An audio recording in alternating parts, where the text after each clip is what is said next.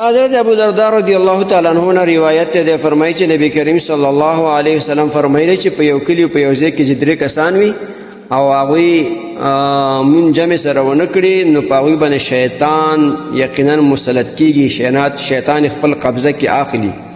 لہذا تاسو د جمع پابندي کوئ. وای ځکه چې لیوه شرمښ چې ورته وي دا په هغه میږه ګډ باندې حمله کوي چې هغه د خپل رمې نه جدا شي، نو په اسانه طریقې سره خوري. د دې حدیث روایت مسند احمد او دارنګ ابو داود شریف او نسائی شریف کړی دی. محترم مسلمانانو ورونو، دې حدیث نه معلومه شو چې مونږ جمع سره راغلی دی او بیا نبی اسلام دا نقصه مونږ تر سره پاسه 1400 کاله مخکې راغلی دا. که ته په یو ځای کې یو درې کسان یو که دوه هم وي نو بیا مونځ وخت راغی جومات نه وي نو مونځ جمع سره کوئ. یو امام شي دوه پسې اخره ودرېږي، یو امام شي بل پسې خوا کې ودرېږي، نو مونځ جمع سره کوئ. ځان ته مونځ مه کوئ چې کوم خلک جمع نه کوي، جمع تر کوي، نو په هغې باندې شیطان مسلط کېږي.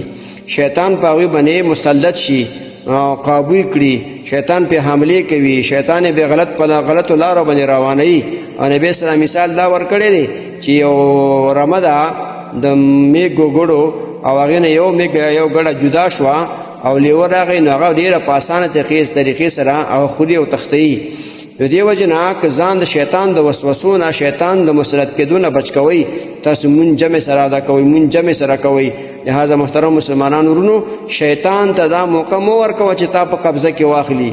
شیطان ته دا وخت مه ورکوه چې تا قبضه کې یې په غلطو لارو روان کړي او چې بیا ته څوک خبره کوي چې مونځ جمع سره کوه په تا بده هم لګېږي. دا ټول شیطان هغه تسلط دی چې په تا راغلی دی، په تا مسلط شوی دی، شیطان په خپله قبضه کې اخیستی. لہذا محترم مسلمانانو ورونو، مونځ جمع سره کوئ، جماعت کې ادا کوئ، جمع سره ادا کوئ.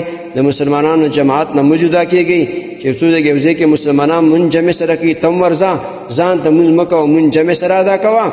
او شیطان ته په خپل کور کې ځای مه ورکوه، شیطان په خپل ځان باندې مه مسلط کوه.